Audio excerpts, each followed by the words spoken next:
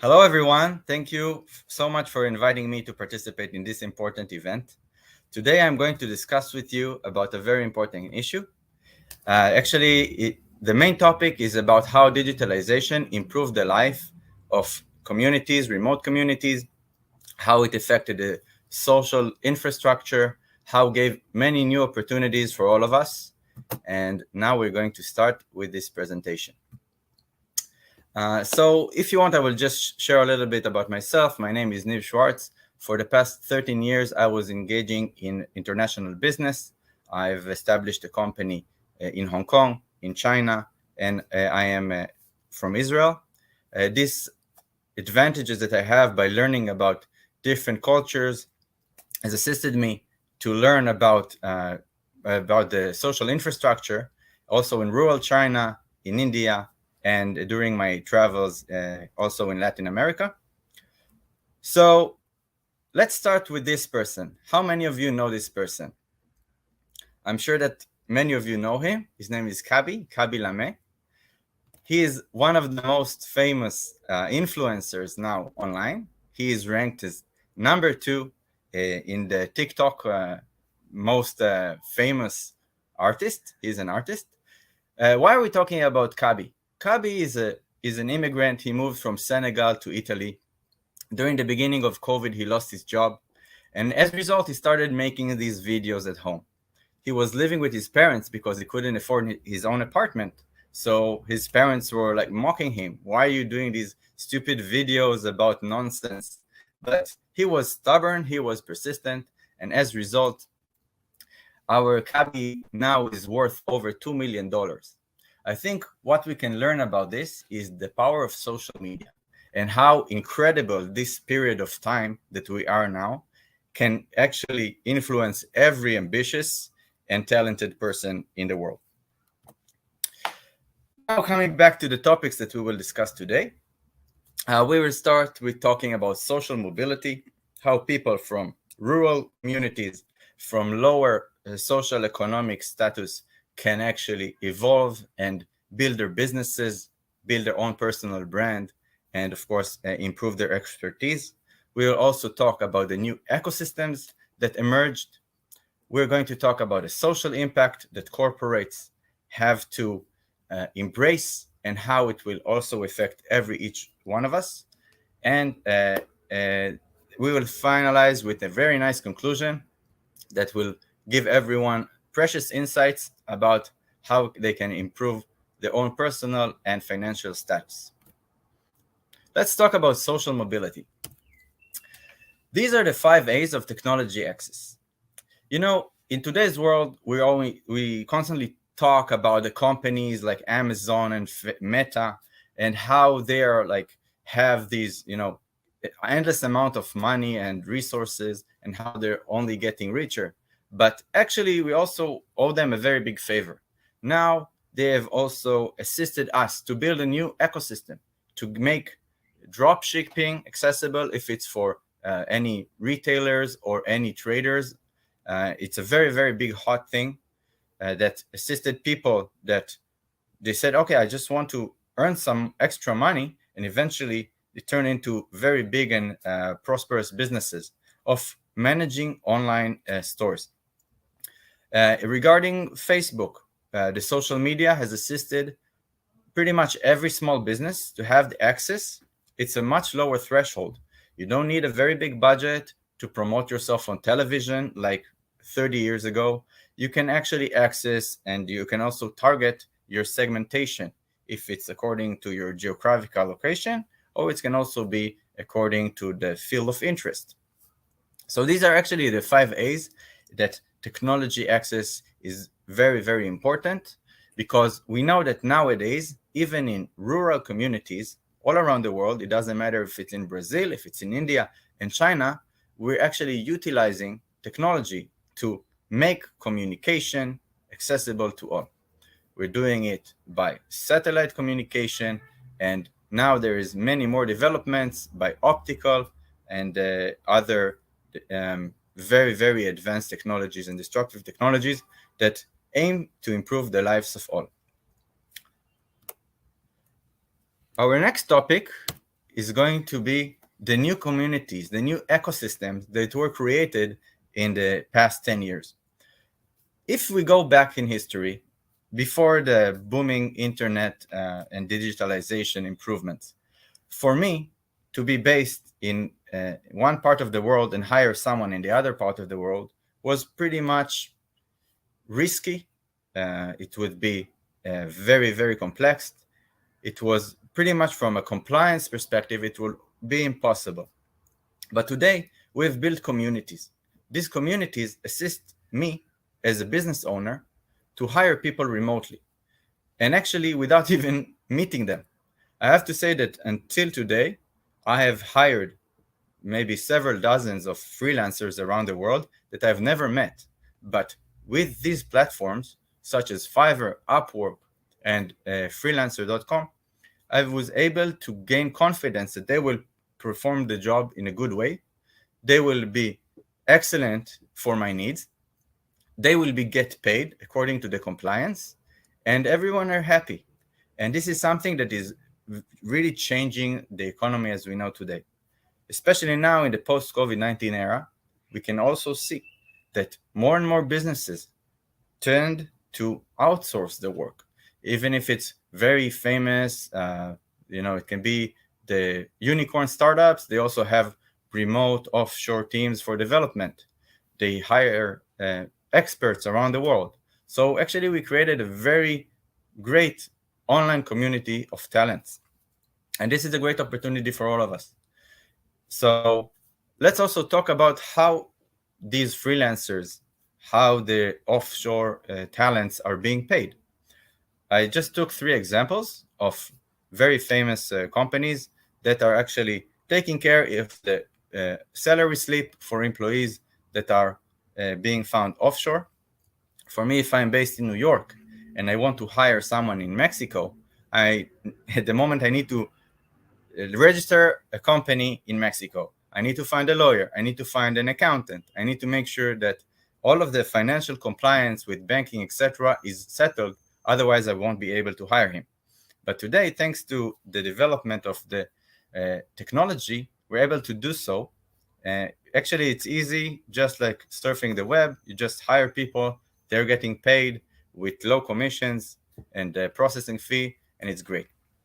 This is a great opportunity for all of us. Even if we believe that we are leading in a specific field, but no one knows us yet, so we can actually promote ourselves on these platforms.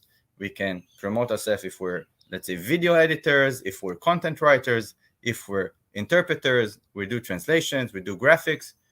Actually, we can see as an example that these communities have created an ecosystem. For example, if you travel to Pakistan or in India, you would see that there are many experts that they were building their name, they're building their brand on these platforms. As a result, they have been able to prosper and also hire locally. So this very great change from being in poverty, and all of a sudden, through the usage of technology, you've been able to rise, to stand up, and also hire people locally. These people, in a matter of 2 or 3 years, have become very successful and very rich only by doing this, by being persistent, using the digitalization and grow. And today, there's no excuse, and each one of us can use these platforms in order to grow, to being paid remotely, and of course, create value to the world. Another very important issue is how the digitalization encourages innovation. We see that every time that there is a new idea, a new concept that is being presented to the world by, for example, a Meta, if we're talking about the metaverse, or is NFT, or any other solution now in the market, we have another ecosystem that is being created out of scratch. So another beauty of the digitalization, that the information is now decentralized. If you want to learn about any specific topic and any specific industry, you can simply go online, spend time. You need to spend time, which is, of course, equally distributed between everyone, and you need to learn about. So I'll just take the metaverse. If you want to master the new metaverse advertising, you need to learn and always be on top of what is happening, because it's still a new field. It's a new vertical that is being created as we speak. You still have an opportunity. And thanks to digitalization, you're pretty much equal to any big corporate that is working in the field of advertising. You just need to master it because it's new for everyone. Let's talk about the social impact. As I mentioned before, our company is actually engaging in marketing in China and also in other regions in APAC. So I had to choose an example, a very interesting example of how the social media has impacted our lives. So if we're talking about individuals, we can see that it really gave a lot of awareness to gender equality, to minority equality, and animal rights. If we're talking about the next step of fundraising, there are very, very famous campaigns of people that are in need.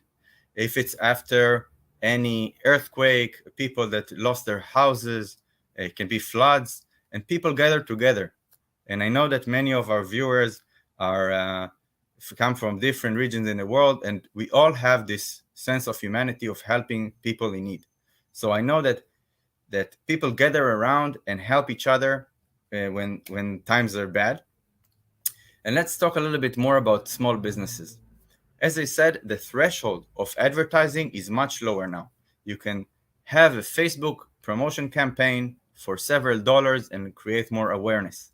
But you can also do it for free on platforms such as Instagram. You can do it on TikTok, and you can create more awareness. And then it is very, very authentic rather than just promoting yourself on an advertisement.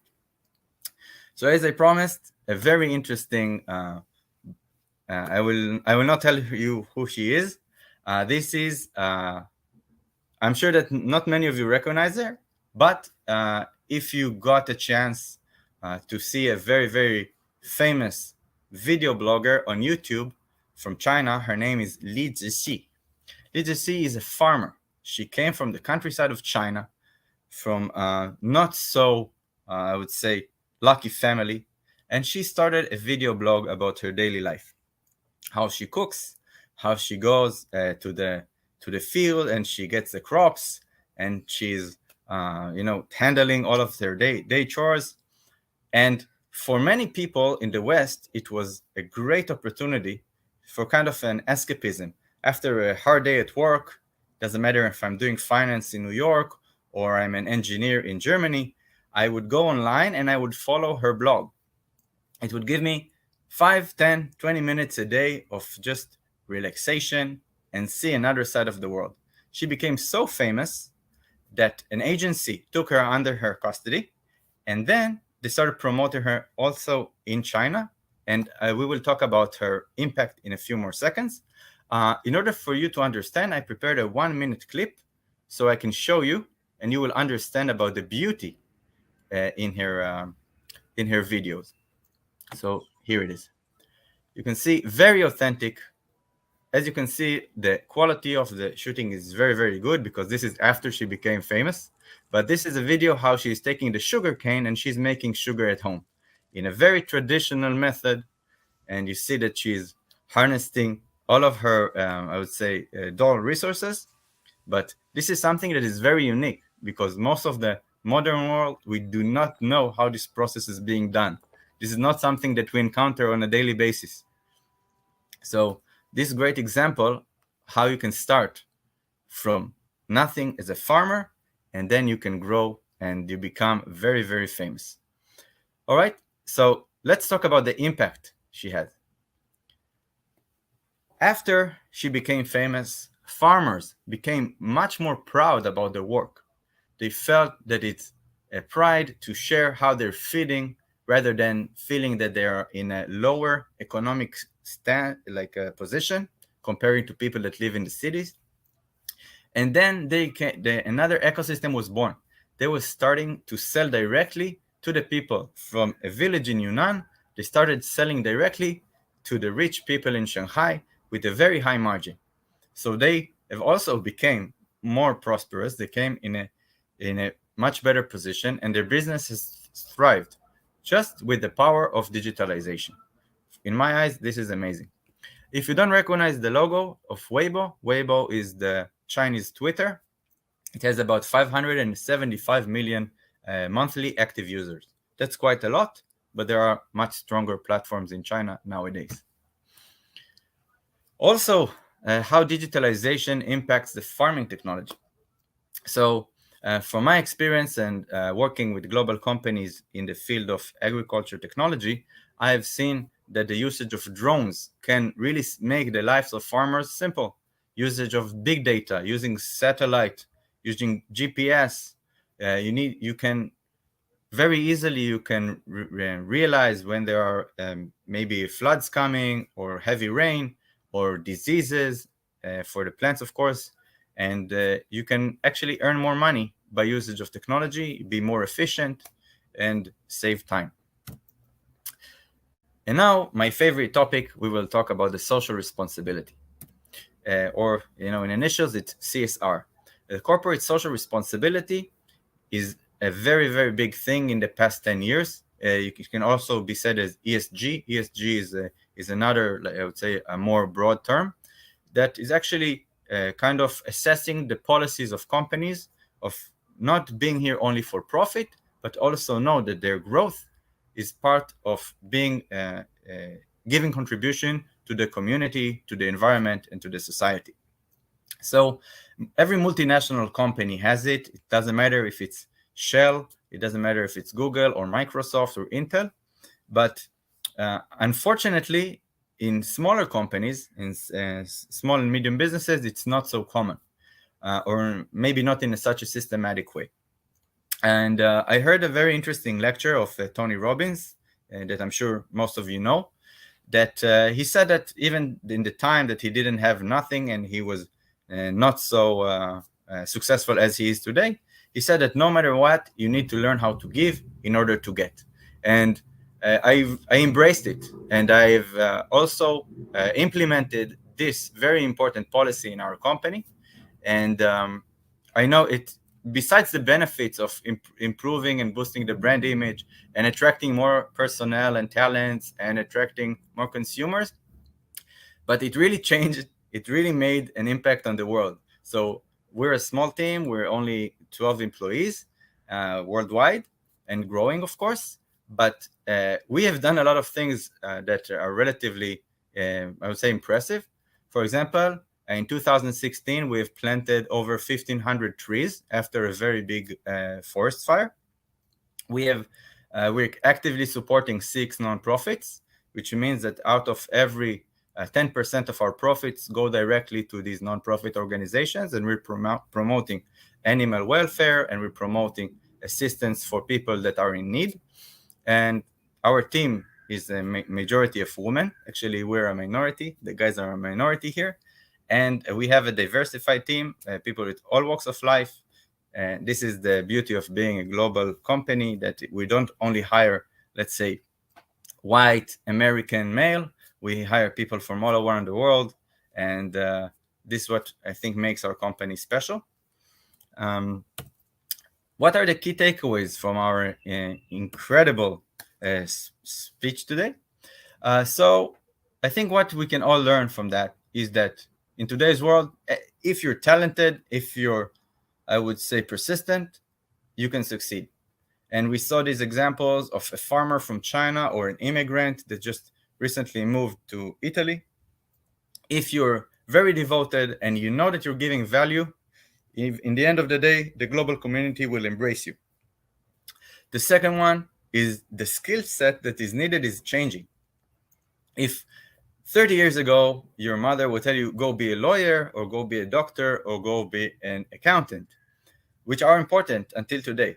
But now, even if you only graduate from high school, you can still be a millionaire/billionaire by knowing what are the trends, by conveying your message right. And the skills that we need is, first of all, understand the market, understand what people need, if you're good at something, just go for it. You don't need to. Sometimes we listen too much to I would say, what the society wants us to do. Go with your heart. Try. Worst case, you will succeed. That's a sentence I really like to say every time someone comes up with a great idea. I say, just try. Worst case, you will succeed. I think that something else is very important is that there are new economies that are growing all the time. We talked about the influencer media, we talked about the new metaverse, we talked about NFTs and the services. So as I said, if the skill set that now is needed is video editing, it can be graphic designing, it can be content writing, it can be anything that people need. It can be search engine optimization. You have a huge hundreds of billions of dollars are being spent on these industries. You as a freelancer or as a junior or as a beginner, you can still grow and you can still significantly increase your income. And I think the last and not least is the consumerism as we know it today is changing. I've recently read a research that more than 35% of Americans say that they would prefer paying more money in order to get a product or a service from a company that really cares about the world, that care about the society. There is a very famous UK-based brand that is selling shoes that for every pair of shoes that you buy, they donate another pair of shoes.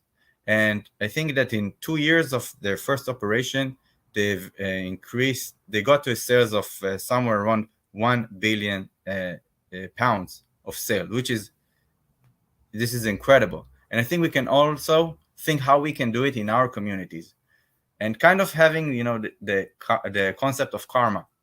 I'm here to do good for the world. When I will do good for the world, I know that good things will happen to me and I will get financial blessings. So I also want to thank again to each one of you for being here. And I also did it in Spanish. Muchas gracias. And I will be very happy to attend the next event. And if you have any questions, feel free to reach out to me on LinkedIn or any other platform.